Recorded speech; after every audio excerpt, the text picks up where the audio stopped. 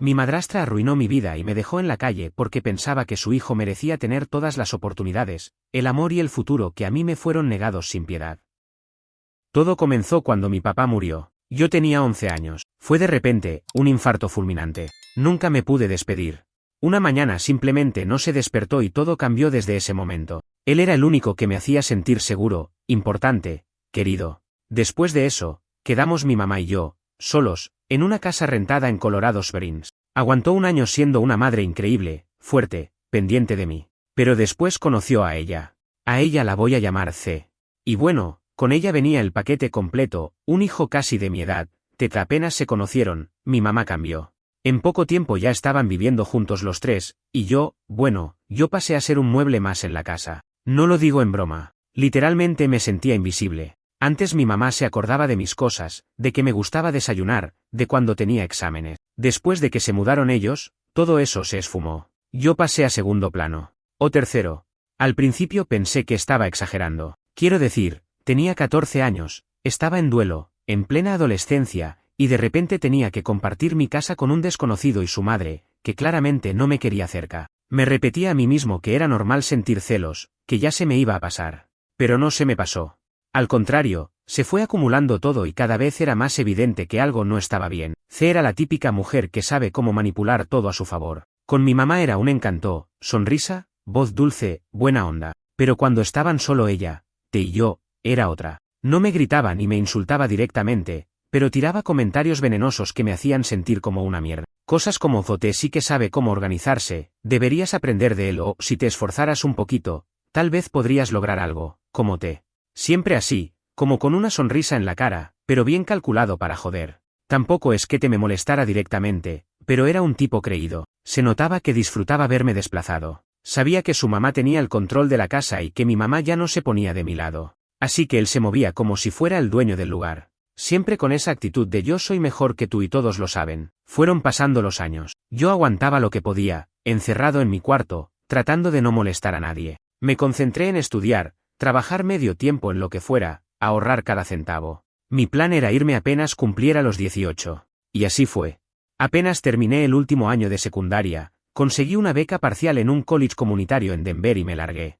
Me alquilé un mini estudio con lo que tenía ahorrado y me sentí libre por primera vez en años. No tenía mucha plata, pero tenía paz. Eso valía más. Hasta que apareció una oportunidad increíble, una pasantía en una firma de diseño en el centro de Denver. No pagaban, obvio, pero era una puerta abierta a un trabajo real. Me lo tomé en serio. Bajé mis horas en la gasolinera donde trabajaba de noche, me ajusté al presupuesto al máximo. Pero aún así, a los 2 meses empecé a quedarme corto de dinero. Alquiler, transporte, comida, todo sumaba. Me costó muchísimo, pero decidí pedir ayuda. No ayuda gratis, un préstamo, algo que pudiera devolver. Pensé que mi mamá me entendería. Fui un domingo, después de mucho tiempo sin verlos, y traté de tener una conversación madura. Les conté del internship, de lo importante que era, de cómo me estaba matando por salir adelante. Todo con la esperanza de que me escucharan. Pero fue un desastre. Apenas empecé a hablar, C se me adelantó con esa sonrisa falsa que tanto odio y dijo algo como ¿y por qué deberíamos darle dinero a alguien que nunca hizo nada por esta familia? Así, como si yo fuera un extraño. Como si nunca hubiera sido parte de nada. Miré a mi mamá esperando que me defendiera. Que dijera algo. Que me mirara, al menos. Nada. Bajó la mirada. Me sentí más solo que nunca. Le dije que solo necesitaba un préstamo, que lo iba a pagar. Y entonces C soltó la bomba. T también tuvo esa pasantía, pero eligió trabajar en algo real, no en sueños. Ahí entendí. Todo ese tiempo, todo lo que me negaron, toda la distancia, no era casual. Para ella, yo era un estorbo. Y mi mamá, por algún motivo que no entiendo, se lo permitió. Ni siquiera tuve ganas de discutir. Me fui. Cerré la puerta y supe que ya no tenía una familia. Solo gente que me vio crecer pero que nunca me quiso realmente. Después de esa noche salí de la casa como si me acabaran de echar de un lugar donde ya ni siquiera era bienvenido. Iba caminando hacia la parada de bus sin un rumbo fijo, pensando que quizás estaba exagerando, que a lo mejor la cosa no había sido tan grave. Pero no. Cuanto más lo pensaba, más me dolía. No solo por lo que C había dicho, sino por lo que mi madre no dijo. Porque una cosa es que alguien que te odia te ataque. Pero otra, mucho peor, es que la persona que se supone que te ama se quede callada y deje que te destruyan enfrente suyo. Me senté en la cama de mi pequeño estudio esa noche con esa sensación de que algo adentro se había roto. Y no me puse a llorar, no soy de esos, pero sentía un vacío en el pecho que no sabía cómo llenar. Al día siguiente, volví a la rutina, clases en la mañana, pasantía en la tarde, trabajo de noche, todo apretado, mal comido, sin dormir, pero lo seguía haciendo porque, honestamente, ¿qué otra opción tenía? El problema fue que la plata simplemente no alcanzaba. En 2 semanas, me atrasé con el alquiler. En 3, la nevera estaba vacía. El cuarto sábado del mes, me llegó una notificación de desalojo. No me dio ni tiempo de reaccionar. En menos de 10 días, tenía que salir del departamento. Intenté ver opciones, buscar ayudas, pero el sistema es lento y cruel. Y nadie que yo conociera estaba dispuesto a tenderme la mano. Literalmente, nadie. Sí, intenté llamar a mi mamá. 2 veces. No contestó. Le mandé un mensaje explicándole la situación, pidiéndole simplemente quedarme unos días en el sofá, nada más. Lo leyó y no respondió. Nada. Silencio absoluto. Como si ya no existiera para ella. Y aquí es donde todo se pone más jodido. Una noche, unos días antes de que se cumpliera la fecha del desalojo, me llega un mensaje de un número desconocido. ¿Era T? Sí, el maldito T, el mismo que siempre tuvo todo servido en bandeja. El mismo que C defendía como si fuera el Mesías. Me escribe un texto corto, como si nada. Hey, escuché que estás jodido, ¿por qué no viniste a pedir ayuda como un hombre en vez de hacerte la víctima? Yo no sabía ni cómo reaccionar. Estuve a punto de romper el teléfono de la bronca. Pero me contuve. Lo ignoré. Me fui al trabajo y traté de hacer como si ese mensaje nunca hubiese existido. Pero al día siguiente, cuando llego a la pasantía, uno de los asistentes me llama aparte y me dice, medio incómodo, que no necesitaban más de mis servicios. La firma decidió reducir la cantidad de internos, me dijeron. Mentira. Lo supe enseguida. Pero no tenía pruebas de nada. Me fui sin decir una palabra. En cuanto salí del edificio, me largué a caminar sin rumbo, y ahí me llegó el segundo mensaje de T. Mamá habló con alguien de la firma. Dice que no eres confiable, que mejor te dediques a cosas más realistas. Ahí entendí todo. Ellos me estaban cortando las alas. Deliberadamente. No les alcanzaba con que yo no viviera con ellos, no les alcanzaba con verme afuera, pobre, solo. Querían que fracasara. Querían que desapareciera. Que no tuviera futuro. Porque de alguna forma retorcida, yo era una amenaza para el cuento de hadas que estaban construyendo con T como protagonista. Y cualquier cosa buena que me pasara, cualquier oportunidad, era vista como una competencia. Esa misma noche, metí mis pocas cosas en una mochila. Le escribí al chico con el que trabajaba en la gasolinera y le pregunté si podía crasar en su sofá unos días. Me dijo que sí, de onda. Y ahí estuve por casi 3 semanas, tratando de buscar qué hacer, dónde vivir, cómo seguir. Me levantaba sintiéndome un parásito, tratando de no molestar, sin plata ni motivación, aplicando a trabajos como loco, sin recibir ni una llamada. Y entonces, la gota que colmó el vaso, me llegó una foto por mensaje. Una imagen que me dejó sin aire. Era T y mi madre, en el campus de la Universidad de Boulder. T con una carpeta en la mano, posando como si estuviera entrando al lugar más importante del mundo. Y mi mamá abrazándolo como si fuera su hijo único, como si yo nunca hubiese existido. El texto que acompañaba la foto era de T, a esto se llama futuro. Deberías aprender. Ese día, juro que no pude más. No sé cómo describir la mezcla de emociones, ira, tristeza, traición, cansancio. Todo junto, como un peso en el pecho que no me dejaba respirar. Me fui al centro de Denver esa noche sin decirle nada a nadie. No tenía rumbo, solo caminaba con esa mezcla de rabia y tristeza que no te deja pensar con claridad. Había demasiadas cosas dando vueltas en mi cabeza, demasiadas preguntas que no tenían respuesta. ¿Cómo mi propia madre podía dejarme así? ¿Cómo podía apoyar todo lo que sé y te hacían sin siquiera intentar entender mi lado? ¿Qué les hice? ¿Por qué mi existencia se volvió una molestia? Eran casi las 11 cuando terminé sentado en una banca frente a Union Station. Tenía mi mochila, mi celular al 10% y $37 en la billetera. Era literalmente todo lo que tenía. Miré el reflejo en la ventana de una tienda cerrada y no me reconocí. Me veía cansado, ojeroso, derrotado. En ese momento me sentí exactamente como ellos querían que me sintiera, nadie, nada. Como si mi vida no tuviera valor. Pero no sé qué me pasó ahí, exactamente en ese instante. Tal vez fue el cansancio. Tal vez fue ese punto de quiebre donde ya no tenés más que perder. Pero lo único que pensé fue, no me van a destruir. No les voy a dar ese gusto. Y así, sin pensarlo mucho, decidí que no iba a quedarme en Denver. Ni en Colorado. Ni cerca de ellos. Saqué el celular, busqué pasajes de bus y encontré uno hacia Albuquerque, Nuevo México, por $28. Salía a las 2:10 de la madrugada. Esa misma noche, lo compré. Me metí en una cafetería 24 horas para esperar y cargar el teléfono. Y a las 2:10 en punto, me subí al bus y me fui. Albuquerque no es que fuera una meca de oportunidades para alguien como yo, pero conocía a un flaco que se había mudado allá un año antes, uno con quien había trabajado brevemente en la gasolinera. Le mandé mensaje al llegar, sin muchas esperanzas. Pero me contestó. Me dijo que tenía un cuarto libre en su departamento que compartía con otros 2 tipos, y que si podía pagar algo simbólico por semana, podía quedarme. Ahí empezó mi nueva vida. No era nada glamuroso, un colchón en el suelo, una puerta sin cerradura, y una pila de platos sucios en la cocina. Pero era mío. Nadie me decía que no servía. Nadie me comparaba con T. Nadie me hacía sentir menos. Solo éramos 4 tipos tratando de sobrevivir. Conseguí trabajo en un local de comida rápida en una zona medio heavy. No era el mejor lugar, pero era un sueldo. A las 2 semanas, uno de los pibes del DEPA me habló de una fundación que ayudaba a jóvenes sin apoyo familiar con becas y capacitaciones. Al principio dudé. Me daba vergüenza, para ser honesto, pero fui. Conté mi historia. Me escucharon. Y por primera vez en años, alguien me creyó. No me miraron como un vago, ni como un fracasado. Me miraron como alguien que había sobrevivido a una situación de mierda. Me dieron un programa para estudiar desarrollo web, con una laptop prestada, almuerzos incluidos y transporte. Lloré ese día. Me encerré en el baño de la fundación y lloré como un nene, porque por primera vez, alguien apostaba por mí sin pedirme nada a cambio. A los 3 meses, ya tenía una base sólida en programación. Me armé un portafolio, empecé a mandar aplicaciones. Conseguí trabajos freelance pequeños al principio, luego uno más grande. Empecé a facturar.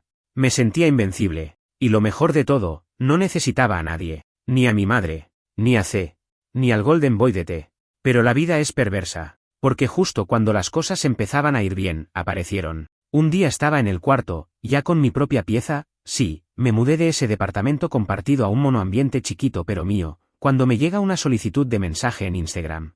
Era de T. No lo podía creer. El mensaje decía algo así como, hey, escuché que te está yendo bien. Me alegra. Mamá también quiere saber de ti. Casi tiré el celular contra la pared. ¿Después de todo lo que me hicieron? ¿Después de dejarme en la calle, de destruir mi oportunidad con la pasantía, de burlarse de mi situación? Ahora quieren saber de mí. ¿Qué carajo querían? No respondí. Obviamente. Pero entré al perfil de T. Y ahí estaba todo. Fotos en el campus de Boulder. Sonrisas falsas. Selfies con C y mi mamá. Y en una de las publicaciones, lo vi. Lo que me terminó de volar la cabeza. Un post de C con la leyenda, nuestro hijo va a construir un imperio. Orgullosos de ti, T. Siempre supimos que eras el que iba a triunfar. El que iba a triunfar.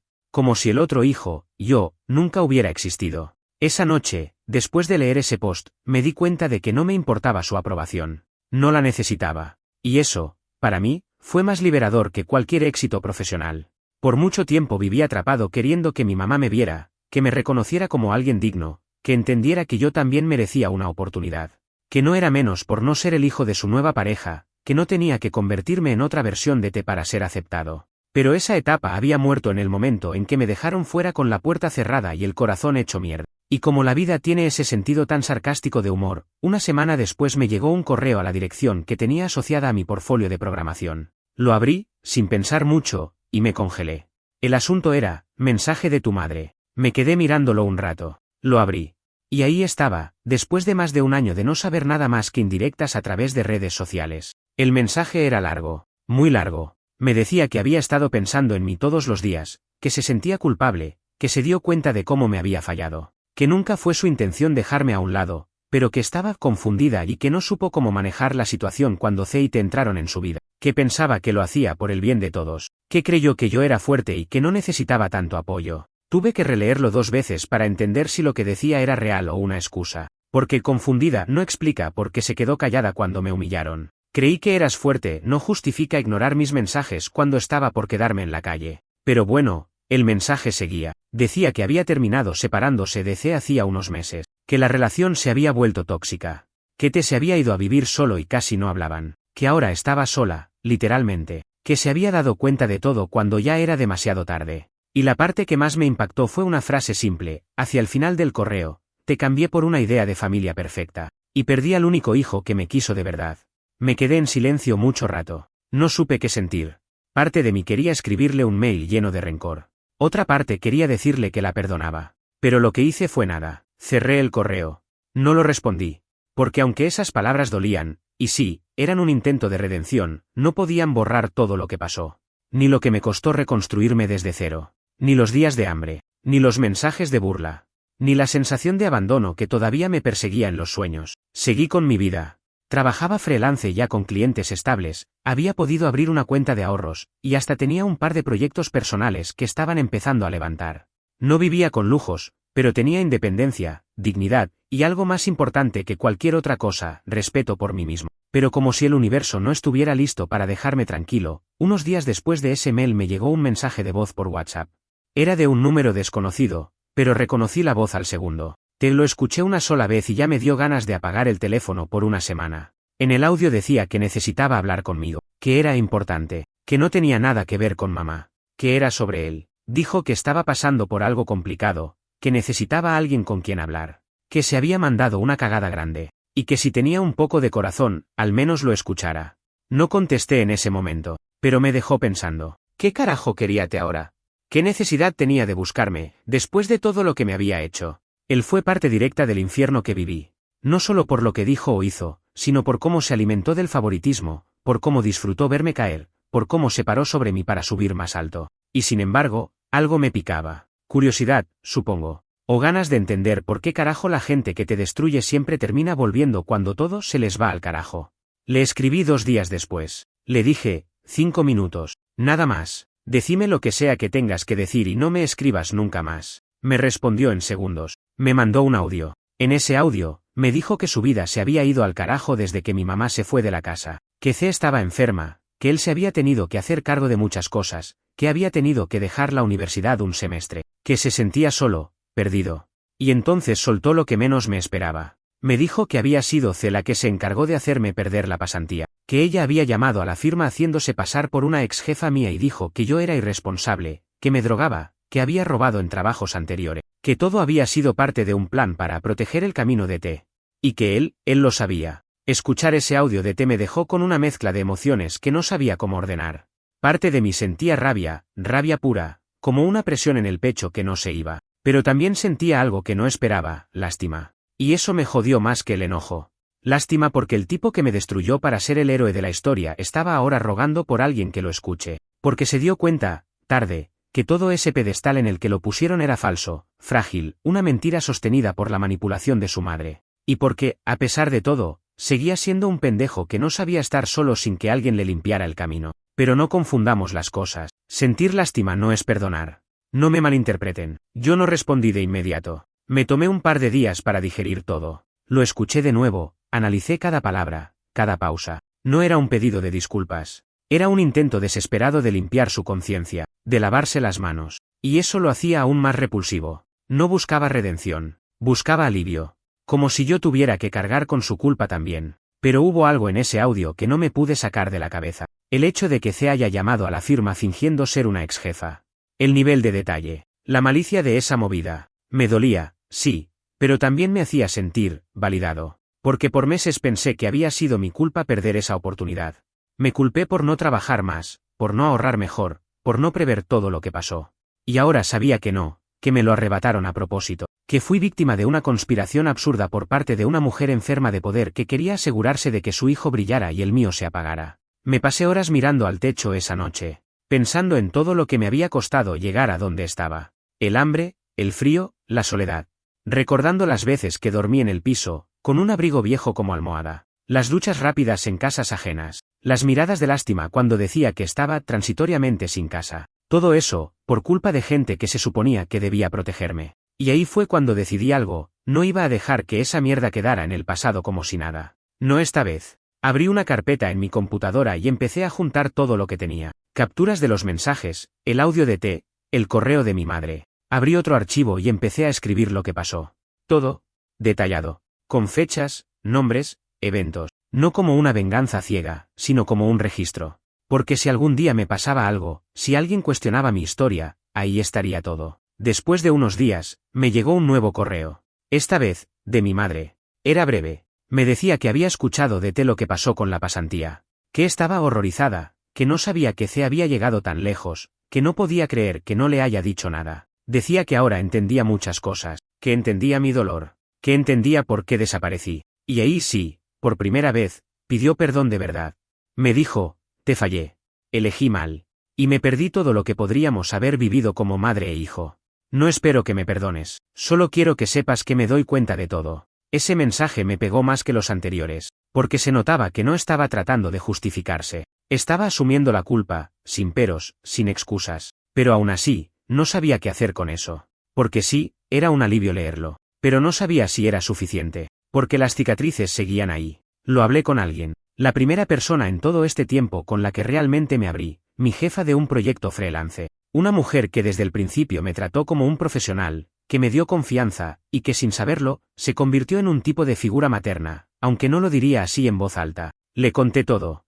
Ella no dijo nada por unos segundos. Luego me miró y dijo algo que se me quedó grabado: hay gente que aparece en tu vida para enseñarte cómo no tenés que ser. Y sí, tenía razón. Incluso mi madre, todos me habían enseñado a la fuerza que el amor condicionado no es amor, que hay que saber cuándo cortar el lazo, aunque te sangre por dentro, que no todas las personas que dicen quererte lo hacen, y que no tenés que arrastrarte por nadie que te hizo sentir menos. Una semana después, recibí un nuevo mensaje de T. Me decía que quería encontrarme, que si podía ir hasta Albuquerque, que necesitaba decirme algo cara a cara, que era importante. Me dijo que si no lo escuchaba, se iba a arrepentir toda su vida. Le respondí con una sola frase: no me busques. No tenés derecho a pedirme más nada. Después de bloquear a T, me quedé un rato mirando la pantalla vacía del celular, como si esperara que algo más pasara. Pero no pasó nada. Y eso fue exactamente lo que necesitaba: silencio. Ni explicaciones forzadas, ni llantos, ni intentos de reconciliación que solo servían para aliviar la culpa de los demás. Silencio. Y por primera vez, no me molestó. Me trajo paz. Con el paso de los días, la vida siguió. Mis proyectos freelance crecían, y empecé a trabajar con clientes fuera de Estados Unidos, lo cual me hizo darme cuenta de lo lejos que había llegado. Yo, el que estuvo durmiendo en un sofá prestado, ahora estaba facturando en dólares y euros desde una compu vieja pero fiel, en un departamento que olía a incienso y comida recalentada, pero que era mío. No era lujo, era libertad. Un viernes cualquiera, en medio de esa rutina que empezaba a gustarme, recibí un correo inesperado. Esta vez, de alguien que no esperaba volver a ver nunca más en mi vida. El asunto decía simplemente: necesito explicarte algo. Abrí el correo con una mezcla de tensión y desinterés. Ya no me quedaba odio por ella, solo asco. El mensaje era largo, muy largo, pero la esencia era que, según ella, estaba enferma. Cáncer terminal. Y que quería hablar conmigo antes de morir. Decía que sabía que había sido cruel, que había dañado a mucha gente, pero que conmigo había sido especialmente injusta. Que me convirtió en un blanco porque no era su hijo. Porque me veía como un obstáculo para lo que ella quería construir con T. Que durante años creyó que estaba haciendo lo correcto al proteger su núcleo, su futuro. Pero que lo había hecho destruyendo el mío. Leí ese correo entero, en silencio. Me temblaban las manos. Porque lo que más me costaba entender era que no sentía pena. Nada. Solo una frialdad que no sabía que tenía en mí. No le respondí. Cerré el correo y lo marqué como leído. No lo borré. Pero tampoco hice nada más. Quizás alguien piense que eso me hace insensible, pero la verdad es que ya no me alcanzaban los perdones tardíos. Pasé tanto tiempo sintiendo que yo tenía que aguantar todo, entender todo, ser el maduro, el que perdona, el que sigue adelante como si no hubiera sido arrastrado. Y ya no era ese pibe. Había crecido. Me había curtido. Y parte de crecer es saber cuándo decir: no más. Las semanas pasaron, y en algún momento me llegó la noticia de que había fallecido. C murió, según lo que me contó un contacto viejo del trabajo en Colorado Springs, sola, en una clínica, con T a su lado. No sentí nada. Ni alivio, ni alegría, ni tristeza. Solo, nada. Como si hubiera muerto una historia vieja. Un fantasma que ya no podía tocarme. Mi madre me escribió después de eso. Un correo más, como todos los otros, con palabras cuidadosamente elegidas. Me decía que estaba en terapia, que estaba intentando reconstruir su vida, que no había vuelto a tener pareja desde que se separó de C. Me hablaba de su soledad como si eso pudiera ser un punto en común entre nosotros. Y de nuevo, pedía verme. Un café. Una llamada. Algo.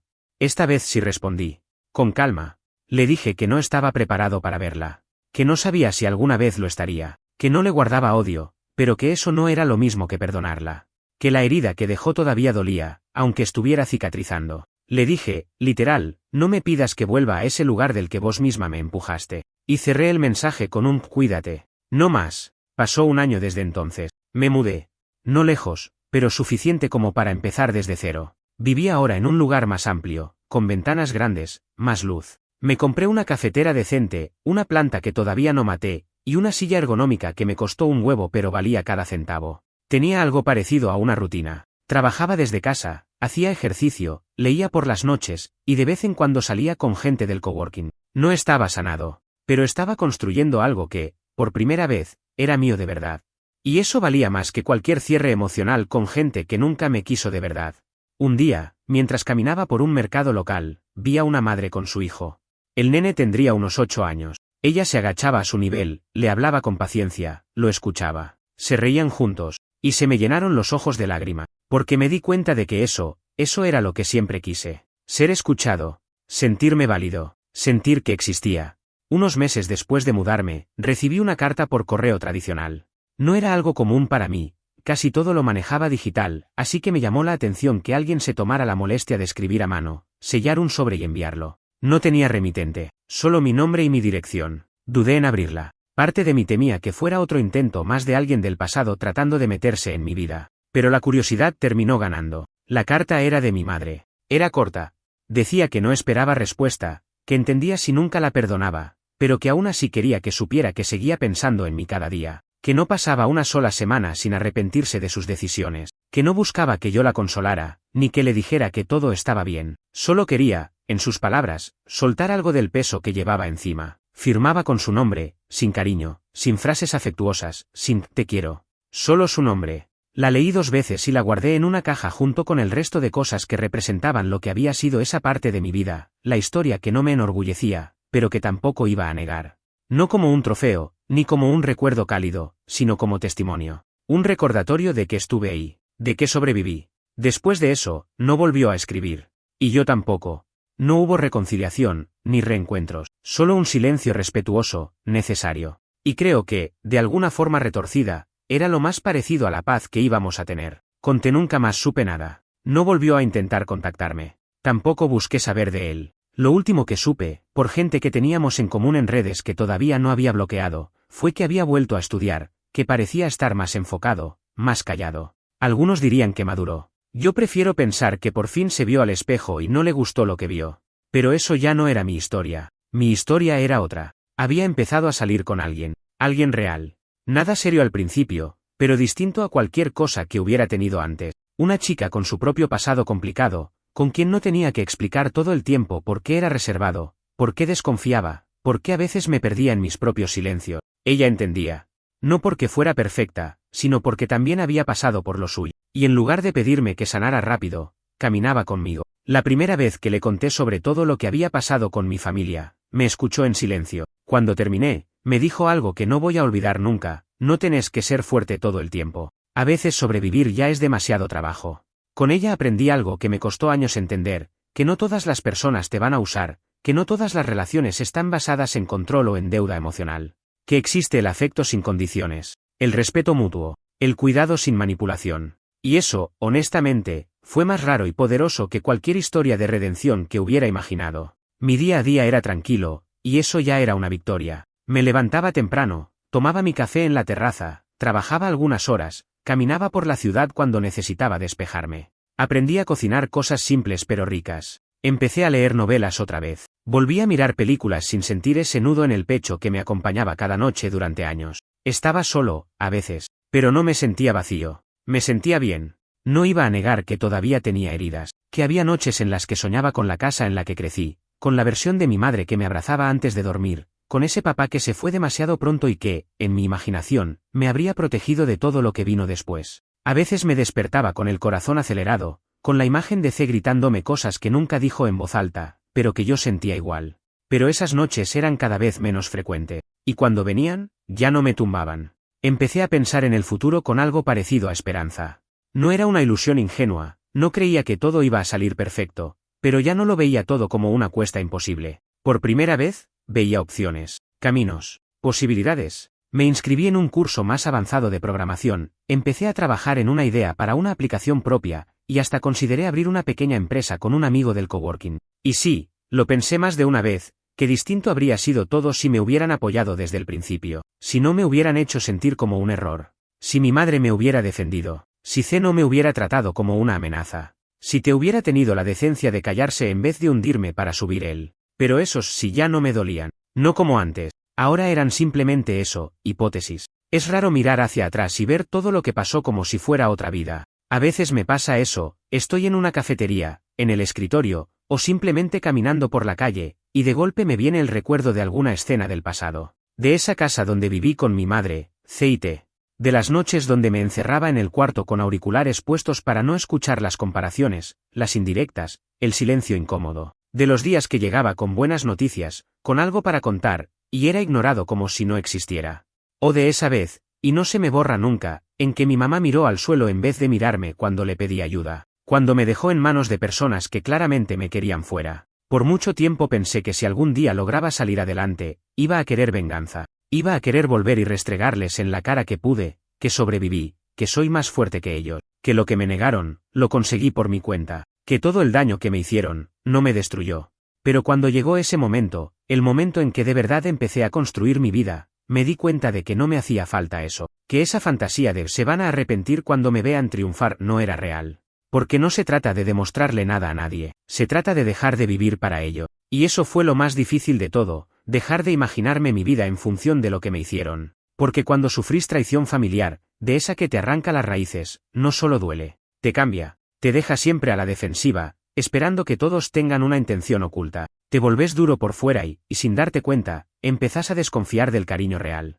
Porque si las personas que se suponía que te iban a amar incondicionalmente fueron capaces de romperte, ¿qué se puede esperar de los demás? Pero con el tiempo, aprendí que no todos son ellos. Aprendí que hay gente que te quiere sin exigirte que cambie, que te escucha sin buscar usarte, que te abraza sin mirar por encima del hombro. Aprendí a distinguir entre la culpa disfrazada de afecto y el cariño verdadero. Aprendí a poner límites, incluso con la familia, sobre todo con la familia, porque nadie, tiene derecho a dañarte solo porque te conoce desde siempre. Hubo un momento, hace no mucho, que cerró un ciclo para mí. Me invitaron a dar una charla en un pequeño evento sobre resiliencia y reinvención profesional. Nada enorme. Una cosa local, con freelancers y emprendedores. Alguien me recomendó, ni siquiera sé bien cómo me encontraron. Pero acepté.